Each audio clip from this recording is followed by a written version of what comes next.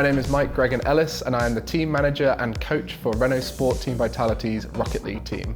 It's been a bit of a crazy journey how I got into esports. It started through Minecraft actually. I used to make maps in Minecraft, and then when Rocket League came out I just started getting really into the game, and shortly after its release I started getting into commentating, and I put in loads of hours of broadcasting from my room, and eventually got into the studios and upgrading, and then started coaching. And so I just kind of dabbled in all sorts of areas, and I think now I'm pretty set on management and coaching after working with Team Vitality. Well, when I first started doing the Minecraft stuff, I was at school studying, ready to apply for medicine, and then started doing the commentary whilst trying to do my medical degree, which was pretty tricky at the time. Unfortunately, work got a bit too much. I had to drop out of university. I think it was the best decision I ever made. I'm now working full-time in the esports industry, and it's a great career to be doing.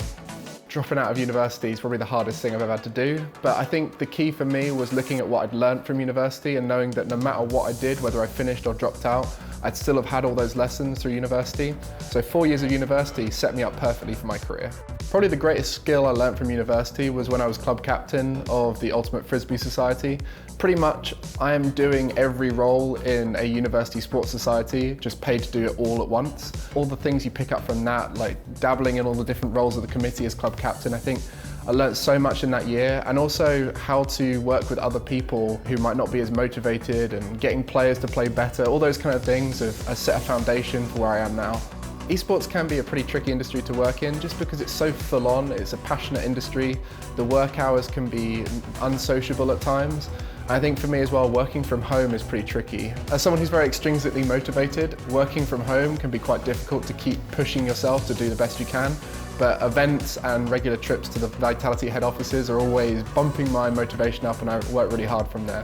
I think coaching is an interesting area in esports right now because there isn't any standard set from years and years of competitors. Everyone's learning as they go, and I think the key to any coach right now is being willing to learn and improve and change how you do things to better the team and yourself.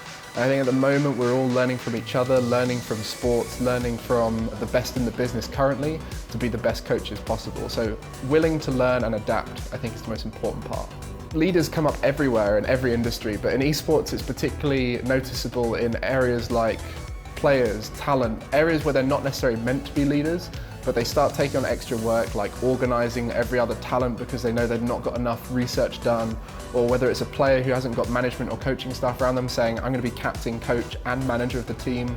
That's the kind of attitude you've got to take into esports, is be willing to do other people's jobs when they can't and do extra work all the time.